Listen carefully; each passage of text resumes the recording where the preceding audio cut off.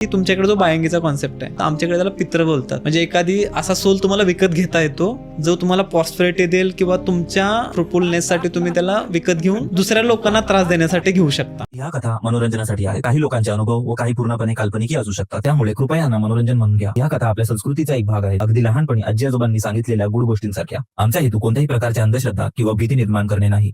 मी recently तुझा एक हे ऐकलं होतं ना, डिस्कशन चाललेलं, तर त्यावेळेस ते तुम्ही बायंगी कोकणात राहता ना तुमच्या इकडे, तर आमच्याकडे त्याला ना पित्र बोलतात. पित्र ऐकून असाल किंवा करणी. हो. हा, तर तो तुम्ही याला कधी गेलाय का, मांढरदेवीला? सातारच्या इथे ना वाईच्या जवळ एक मांढर गाव आहे. तिथे काळूबाई आहे ना, त्या देवाचं डोंगर आहे तिथं त्याचं मंदिर वगैरे आहे. तर तिथं जसं ते तुमचं बायंगीच्या पॅरलल, म्हणजे तिकडे काय असतं ना की असे आत्मा किंवा असं भेटतं. आमच्याकडे त्याला पित्र बोलतात. जनरली पित्र म्हणजे जे आपले पूर्वज मरले त्यांना बोलतात, पित्र. पण आमच्या इकडे पित्र हा कॉन्सेप्ट आहे की तुमच्याकडे जो बायंगीचा कॉन्सेप्ट आहे, म्हणजे एखादी असा सोल तुम्हाला विकत घेता येतो जो तुम्हाला प्रॉस्पेरिटी देईल किंवा तुमच्या फ्रुटफुलनेससाठी तुम्ही त्याला विकत घेऊन दुसऱ्या लोकांना त्रास देण्यासाठी घेऊ शकता. मग तुम्हाला काय अमाऊंट पे करायची असते आणि ते तुम्हाला ते पूजा विधी वगैरे रिच्युअल्स असतात ते करतात आणि तुम्हाला देणार ते. तर त्या गोष्टी भेटतात मांढरदेवीला.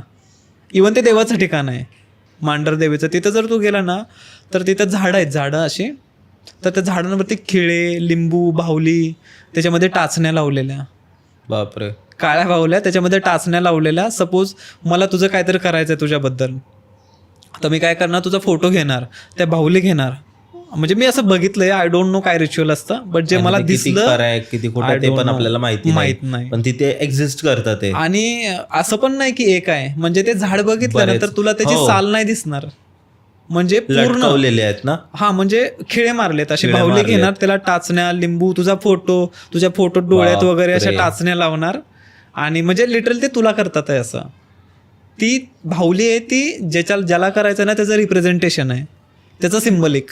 काय भाई, तिथं गेलं ना, ते झाडाकडे बघितलं ना तर तुला हॉलिवूडचा एखादी हॉरर फिल्म बघितल्या जेवढी भीती नाही वाटणार ना, तेवढी त्या झाडाकडे बघून भीती वाटते. ते झाड असं लिटरली बोलतं असं वाटतं. इतकं घाण सीन आहे ना तिथं. तर तिथं ते भेटतात त्या गोष्टी. आणि आमच्या गावाकडं लोक करणी वगैरे कॉन्सेप्ट आहे ना, म्हणजे आम्ही पण त्यातनं गेलो आहे ॲक्च्युली. एक आमच्या बाबतीत पण झालं होतं ते असं, बट ते कधी आपण नेक्स्ट पॉडकास्टमध्ये डिस्कस करू काय ज्या गोष्टी चालत्या. मी खूप लहान होतो त्यावेळेस. तर त्या करणे वगैरे गावाकडे आमच्याकडे खूप चालतं. म्हणजे लिटरली लोक ना, असं तुझं मला ठीक नाही वाटत आहे, चाललंय तू व्यवस्थित, तुझं चांगलं फायनान्शियली ग्रो होतोयस, बाकी सगळ्या गोष्टी फॅमिलीत व्यवस्थित चाललं ना, तर आमच्याकडे काय लोक असे आहेत ना की ते डिस्ट्रॉय करायचं. मग सपोज घरातला तू मेन माणूस आहेस, तर मी काय करेल की त्या गोष्टी आणेन. आणि असं नाही ती गोष्टी मी तुझं वाईट केल्यानं माझं चांगलं होणार. ती अशी गोष्ट आहे ना, ती जाताना तुझी बी वाट लावून जाणार. म्हणजे तू तिला वर्शिप केले पाहिजे कंटिन्यू. पण तुला काय माहिती तुझी मुलं पण करतील का नाही. त्याने रिफ्यूज केलं तर जनरेशनल असतं ना बोलतात. मग ते एकदा तू आणलं ना तर तुझी पिढ्यानपिढ्या ते केलं पाहिजे आणि जास्त केलं पाहिजे. म्हणजे त्याला तू एखादी काम सांगितलं, ते केलं त्यानं, तर ते थोडंसं तुला पण नुकसान सहन करावं लागतं. म्हणजे इवन ज्यावेळेस चंद्रग्रहण, सूर्यग्रहण असतं ना, त्यावेळेस ते लोक घरी भेटणार नाही तुला. ते लोक विहिरीत किंवा तलावामध्ये जिथं पाण्याचा साठा असतो नॅचरल, म्हणजे हौद वगैरे नाही, टाकी वगैरे नाही, नॅचरल विहीर किंवा तलाव, नदी, त्यात पाय सोडून बसतात पाण्यात. म्हणजे त्यावेळेस या गोष्टीची आहे ना, पित्र किंवा निगेटिव्ह एनर्जी जे सोल आहेत त्यांची एनर्जी इंटेन्स असते खूप. मग त्याला न्यूट्रलाइज करण्यासाठी ते पाण्यात पाय सोडून बसतात, जेणेकरून त्या गोष्टीनं यांना त्रास देऊ नये जे त्याला वर्शिप किंवा पूजा करतात त्याच्याची.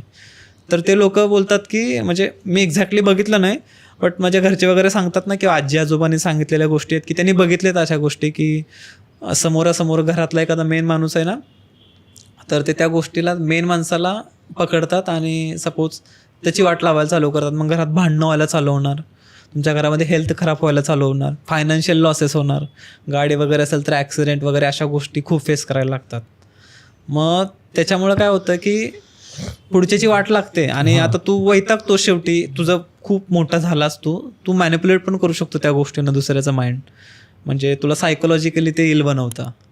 मग एका वेळेस तू वैतागणार ना की आता बास झालं खूप, तुला आता नको येते, तर ॲक्च्युली ते तुला तिथं सोडायला लागतं. म्हणजे मांढरदेवी जे आहे ना, जिथून तू घेतलं, तर तिथं नेऊन त्यांना रिटर्न करावं लागतं. पण कधी कधी ना तुम्ही रिच्युअल जरी केले रिटर्न करण्याची तर ती गोष्ट रिटर्न नाही जात.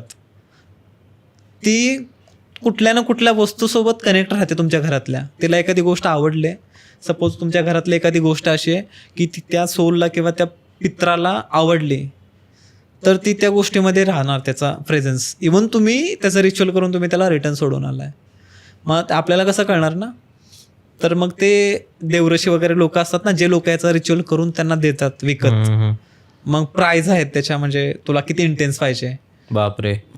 आणि आमच्याकडे त्याला गोट्या बोलतात, म्हणजे असं गोल गोल पित्र असतात असं बोलतात. आय डोंट नो ॲक्च्युअली कसं दिसतं ते, कारण मी फक्त या गोष्टी ऐकलेत. आणि गावाकडं तर खूप चालतंय. म्हणजे जनरली इथं कसं रे की कुणाचं काय झालं तर कोणी लक्ष नाही देत. गावाकडं थोडंसं व्यवस्थित चाललं की मग थोडंसे भांडणं आणि हे. आपली मला वाटतं आपली जी पिढी आहे ती बदलते, पण जी आधीची पिढी होती ते जुन्या लोकांचं स्वतःचं नाही व्यवस्थित झालं तरी ठीक आहे, पण त्याचं मला वाट लावलं पाहिजे असं मेंटॅलिटी राहते. मग त्यात हे यूज करतात. आणि खूप पोटेन्शियल आहे याच्यामध्ये. म्हणजे मी बघितलेत लोकांचे घर उद्ध्वस्त झालेले. मी एक असं एक्झाम्पल बघितलं आमच्या गावातलंच की ज्याचे 3 पिढ्या एका घरात मरलेत. 3 पिढ्या. आजोबा, त्याची मुलं, म्हणजे त्याची मुलं आणि त्याच्या मुलाची मुलं, नातू सुद्धा त्या घरात संपलेत. आणि त्या घराला आज कुलूप आहे. मग कुणीतरी असं केलं असेल ना, कारण एवढं तर नाही. आणि असं नाही की ते आजारी वगैरे होते, एकदम हेल्दी लोक, नॉर्मल असं सडन डेथ, म्हणजे काय रिझन नाही आहे, अननॅचरल डेथ पूर्ण. अशा गोष्टी गावाकडे तर खूप चालतात. आणि जेव्हा मला कळलं ना ते देवाच्या ठिकाणी भेटतंय.